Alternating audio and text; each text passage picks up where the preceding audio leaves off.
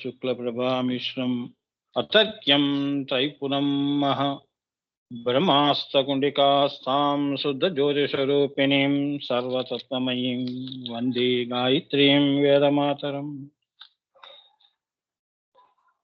నమస్తే భువనేశాని నమస్తే ప్రణవాత్మికే సర్వవేదాంత సంసిద్ధే హ్రీంకారమూర్తయే అగ్రబిందు పరికల్పితాననాం మధ్యబిందు యుగలస్తనద్వయం పార్శ్వబిందు రచనా గుణస్పదాం నమమితే పరశివే పరాం పరాం కామేశ్వరీం పరాం మేడే కాదిహారి స్వరూపిణీం మాతృకావరణలిప్తాంగీం మహాశ్రీచక్రమజ్జగాం మహాత్రిపురసుందరీం.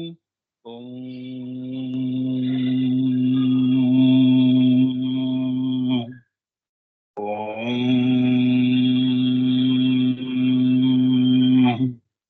ఓం హరీం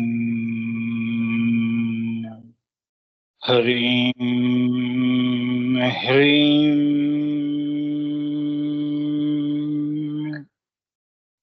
శ్రీమాత్రే నమః. గురుకృపా హి కేవలం, మాతృకృపా హి కేవలం. అమ్మ, శ్రీ లలితా సహస్రనామ అంతర్గత రహస్యాల్లో కర్పూర వీటికామోద సమాకర్ష దిగంతర, కర్పూర వీటికామోద సమాకర్ష దిగంతరాలు రామ అనే గుప్తనామం ఏంటో తెలుసుకుందాం. రమ్ అంటే అగ్ని బీజము అని చెప్పాను. ఆ అగ్ని బీజమే చితగ్ని. అదియే అగ్ని బిందువైన శుక్ల బిందువునకు గుర్తు. అగ్ని బీజమైన బిందువైన శుక్ల బిందువునకు గుర్తు. ఏమ్మా, అదే శివుడి యొక్క మూడో కన్నుని. అంటే అగ్ని బీజము. చితగ్ని అంటే ఏమిటి? స్వయంభూ, అక్కడికక్కడే చిత్ పుట్టింది. నీ చిత్తు ఎప్పుడు పుడుతుంది? నువ్వు ప్రకృతితో బంధం పెట్టుకున్నప్పుడు నీ చిత్తు. అవునా? చిన్నప్పుడు పుట్టంగానే నీకు చిత్తు వచ్చేస్తుందా? రాదే. అవునా? బంధం పెరుగుతున్న కొద్దీ సత్ చిత్, నేను, నా చిత్తు, నా మనసు అని ఎప్పుడు అంటావు? అలా నీదేమిటి? ద్వైతంలో తెలుసుకుంటావు. అమ్మవారు స్వయంభూ చిత్, చితగ్ని, చితగ్నికుండ సంభూత పరాశూన్యంలో అలా పుట్టింది చైతన్యం అని. అది చితగ్ని అంటారు.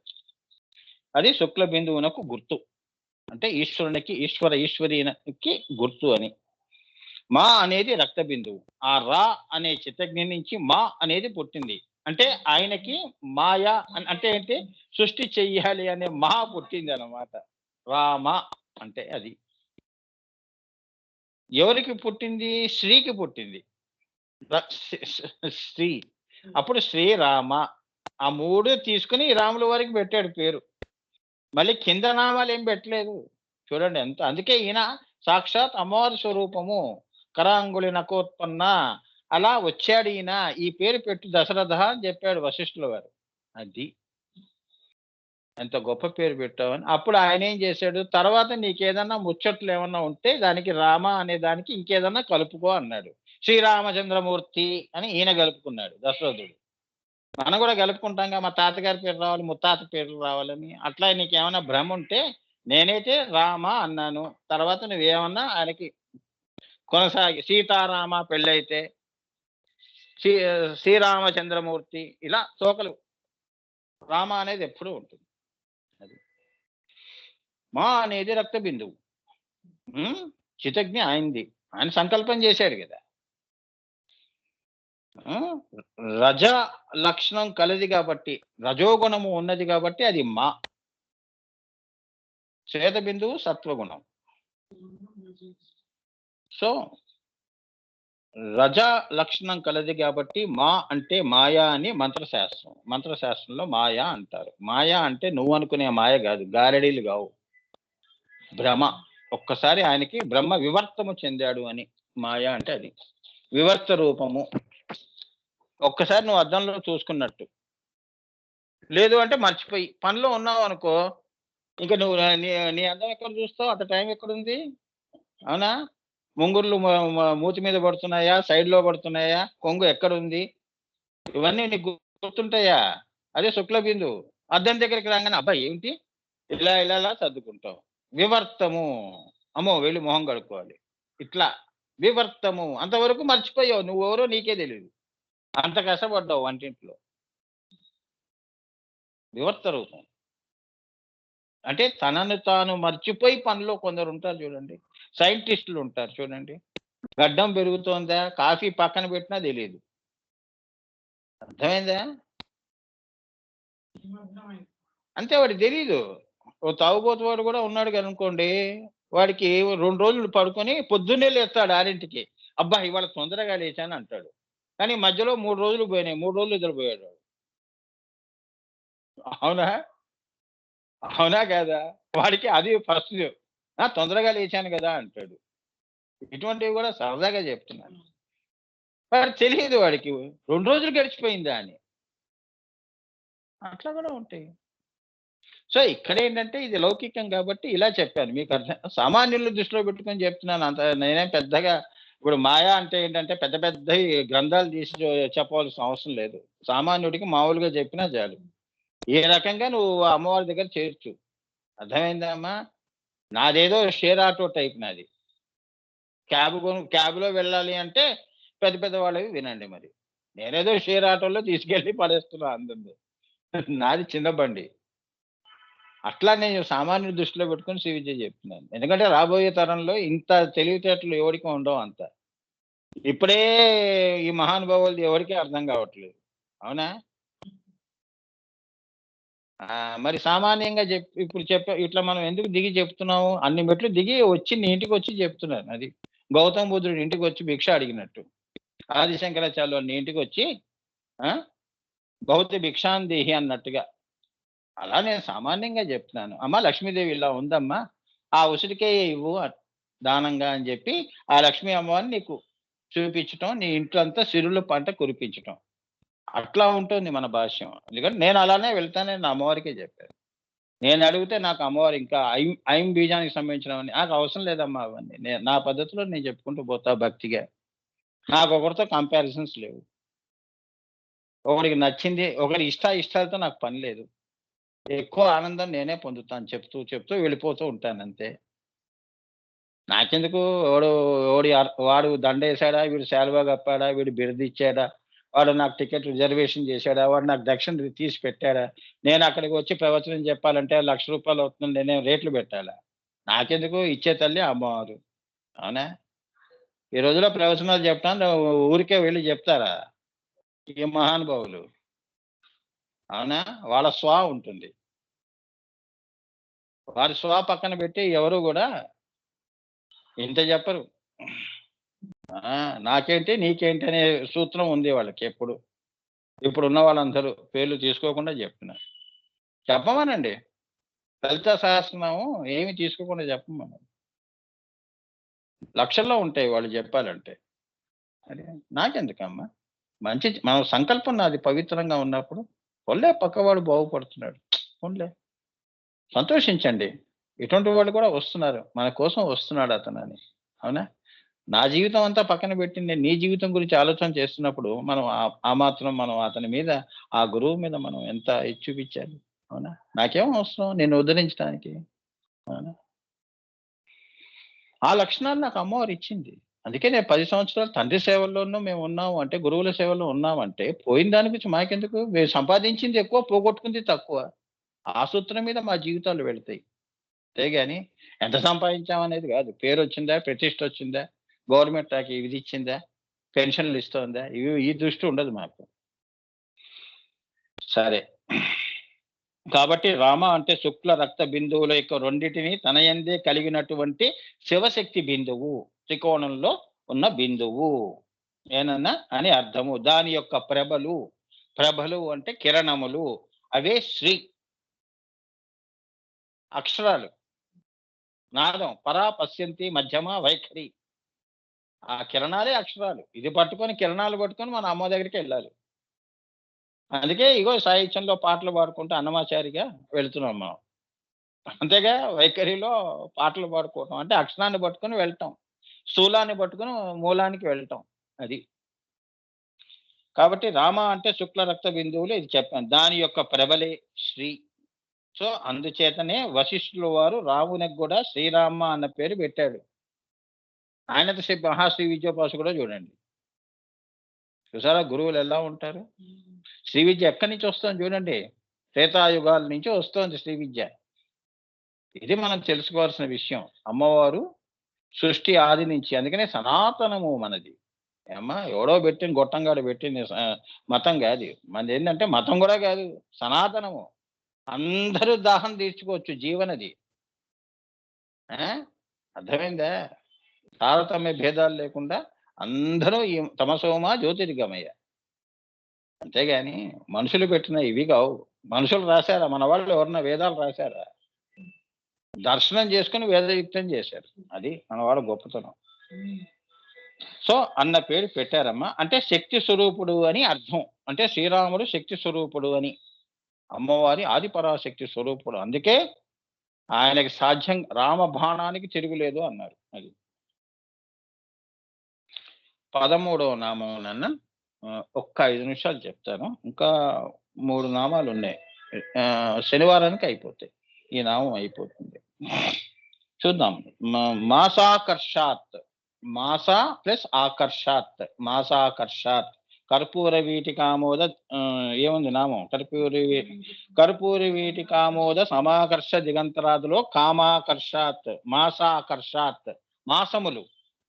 మాసాకర్షాత్ అంటే కాలమే ఆ తల్లి కాలస్వరూపిణి అని. అకాలము నుంచి కాలము పుట్టినది.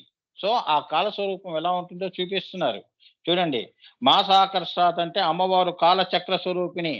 బుద్ధిజంలో కూడా కాలచక్రాన్ని వాళ్ళు, అమ్మవారిని ఈ రకంగా వాళ్ళు బుద్ధిస్ట్ చదవండి పుస్తకాలు. సో అని అర్థం. ఆమె కాలస్వరూపిణి. శ్రీచక్రము ఒక రకంగా కాలచక్రము కూడా, అది కాలచక్రం అది. అందుకే అందులో కళ, కాష్ట, ఏమ, నిమేష, విఘటిక, ఘటిక, ముహూర్త, యామ, అలానే దిన, వార, పక్ష, మాస, ఆయన, ఋతు, సంవత్సర, ఈ రకంగా అమ్మవారు కాలములో మైక్రో సెకండ్ నుంచి ఆవిడే.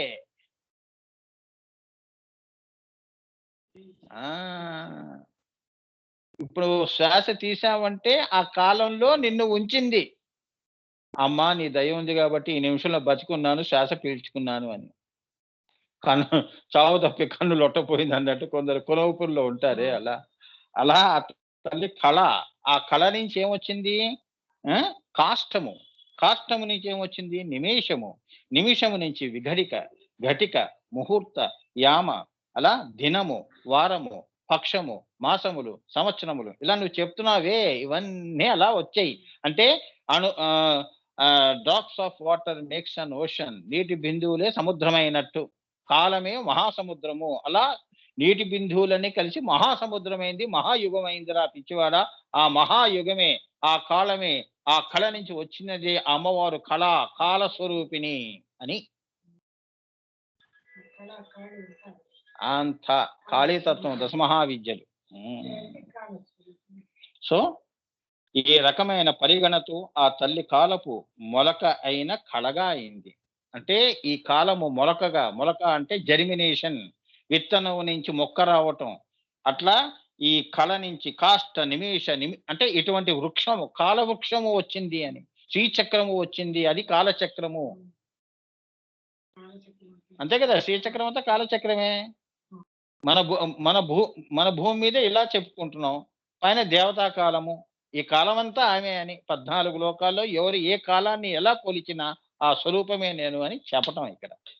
సో ఇప్పుడు 14వది మోదాకర్షాత్. మోదము, ఆకర్షాత్, దిగంతర. అమ్మవారు ఏది చేసినా కూడా దిగంతాలు ఉంటాయి. అలానే ఈ మోదాకర్ష దిగంతర అన్న నామం ఏదైతే ఉందో, ఆ తల్లి ఏ పని చేసినా కూడా లోకాన్ని దృష్టిలో పెట్టుకుని చేసే పని.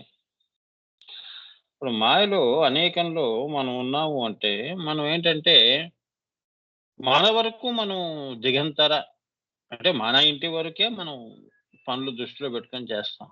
కానీ అమ్మవారు ఏది చేసినా కూడా ఈ మొత్తం విశ్వగోళం అంతా కూడా అణువు నుంచి మహత్తు వరకు దృష్టిలో పెట్టుకుని ఆ అమ్మవారి యొక్క పనులుంటాయమ్మా. కృత్యములు, పనులుంటాయి.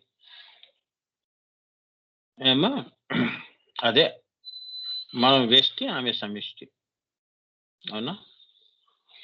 సో, ఆమె నిరంతర వ్యాపిని అన్నారు. ఆవిడ ఏది చేసినా గూడా వ్యాపించే లక్షణం ఉంటుంది. ఇప్పుడు నీ వరకే, నీ పూజల వరకే నేను పలకాలి అనేది ఉండదు అమ్మవారికి. ఏమ్మా? పూజ చేసిన వాడికి, పూజ చెయ్యని వాడికి. ఎందుకంటే ఆ తల్లి ఆలోచన ఎలా ఉంది? మొత్తం సృష్టి బిందువు నుంచి భూపురాది రేఖల వరకు మొత్తం అమ్మవారు ఎంతవరకు సృష్టి చేసిందో మహత్తుల వరకు, దిగంతాలు ఎన్ని ఉన్నా గూడా మనకు తెలిసింది దిగంతాలు ఏమున్నాయి 14 చెప్తాం. ఇంకా ఎన్నున్నాయో మనకు తెలియవు గదా! సో, ఆ తల్లి ఏమిటి వ్యాపన లక్షణము కలది.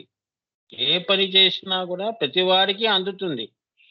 మనం ఏదన్నా కష్టపడ్డాం అనుకోండి, అది మన వరకే, మన మన పిల్లల వరకే లేదా ఓ నలుగురు చుట్టుపక్కల వరకే మన వ్యాపన. ఏ పనులు చేసినా లాభం గాని, నష్టం గాని. అవునా? కానీ అమ్మవారు సర్వ సృష్టి ఆ తల్లి ఏది చేసినా గూడా అందరికీ అందుతుంది. అది మనం తెలుసుకోవాల్సిన వ్యాపిని అంటే ఏమిటి? ఆమె కృత్యములు రక్త బిందువు గదా! ఆయన మహానుభావుడు సంకల్పం ఎంత గొప్పదైతే వ్యాపక లక్షణం ఉంటుంది. అందుకే ఆలోచనలు, సంస్కారాలు చక్కగా ఉంటే మనకొచ్చే కళలు గాని, మనకొచ్చే మనుషులు గాని జీవితంలో అందరూ ఉత్తమమైన మనుషులే వస్తారు. ఏమ్మా! మన సంస్కారాన్ని బట్టి స్నేహాలుంటాయి. మన సంస్కారాన్ని బట్టి సంసారాలుంటాయి. మన ఆలోచన విధానాన్ని బట్టి ఫలితాలుంటాయి. ఏమ్మా! సో, ఈ నామము మోదాకర్షాత్ దిగంతర అంటే ఇది మనం దీన్నే పెంచుకోవాలి. మనం చేస్తున్న ఈ కృత్యములు ఏవైతే ఉన్నాయో, ఈ మంచిని పెంచుకోవటం. మంచిని పెంచండి అంటారు గదా! ఈ నామాన్ని దృష్టిలో పెట్టుకునే పెద్దలు మనకి జెప్పారు. ఏం చేసినా 10 మందిని దృష్టిలో పెట్టుకొని చెయ్యి నాయనా అని. అర్థమైందా? అదే నిరంతర వ్యాపిని. మనం సహాయం చేసామంటే ఒకసారి జేసేసి ఆపేస్తాం. అమ్మవారు అలా గాదు. ఆ సృష్టి ఆది నుంచి ఇంతవరకు హ్మ్. ఆమె వ్యాపక లక్షణం ఉంది. కాబట్టి ఇప్పుడు ఉదాహరణకి మన యందు 21,687 87 పర్యాయములు అమ్మవారు శ్వాస రూపములో మన లోపలికి వెళ్ళి బయటికి వస్తూ సమస్త అణువుల యందు అంతే రీతిగా మనకి సేవ చేస్తోందిగా అమ్మవారు. అవునా? ఆ తల్లి వ్యాపక లక్షణం కదమ్మా! మనలోనే కాదు మన పక్కింట్లో అందరూ మనం అభిమానించేవాళ్ళు, ప్రేమించేవాళ్ళు సృష్టిలో అందరూ. హ్మ్. అందరి శ్వాసలో ఆ తల్లి 21,687 పర్యాయాలు శ్వాస రూపంలో వచ్చి లోపలికి వచ్చి బయటికి వెళుతూ అదే కుంభక కాదు. ఇదే మన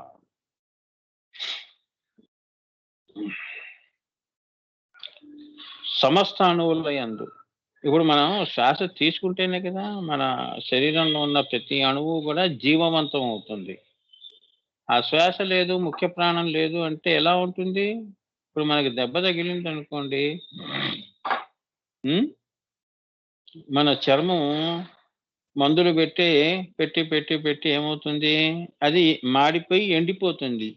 అంటే ప్రాణం లేనిది.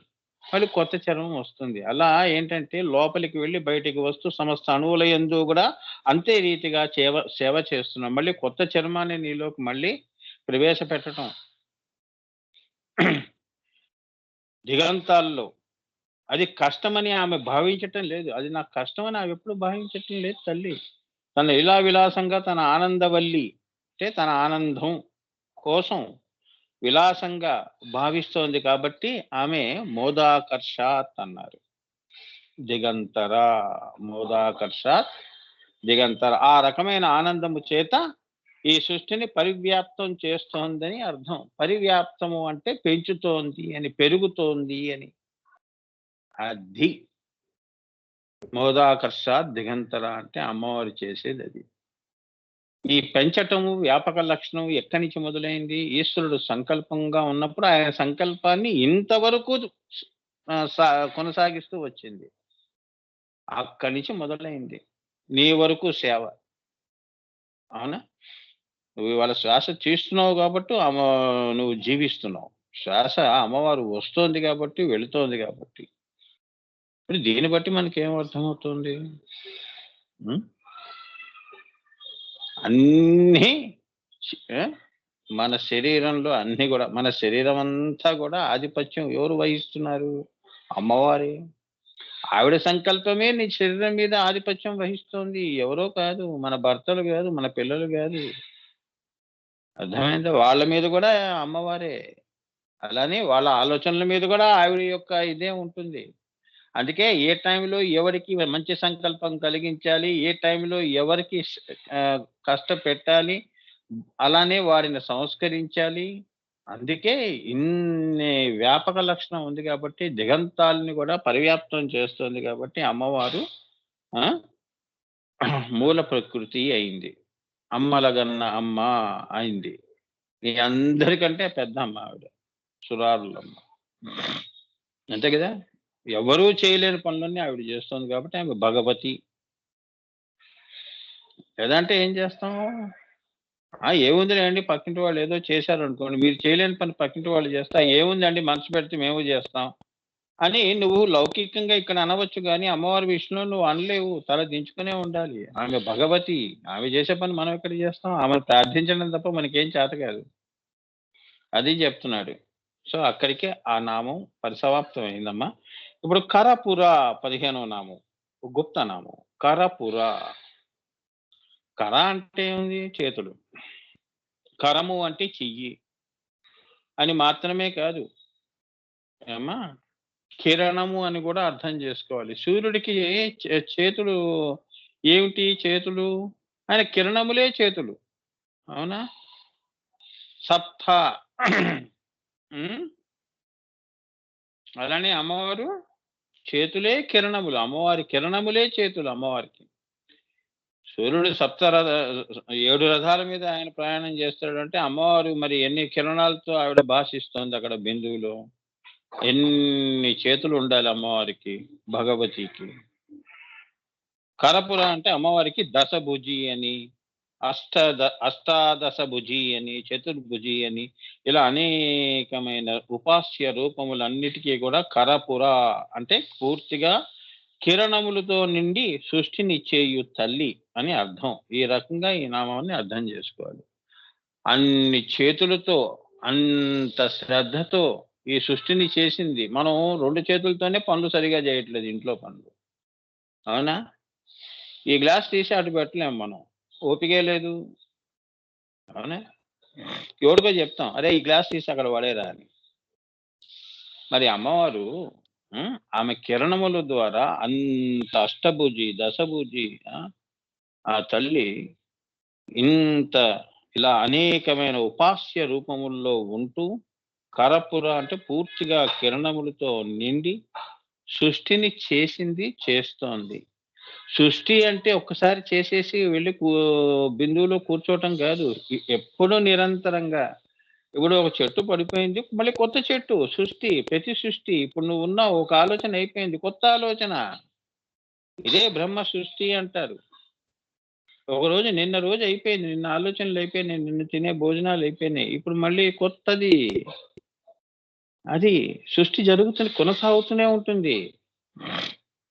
ఆగదు. ఆమె చేసే పని అలా వ్యాపకంగా ఉంటుంది. అంటే ఆమె మొదలుపెట్టింది అంటే అంతం వరకు వెళుతుంది. ఎక్కడా మధ్యలో మళ్ళీ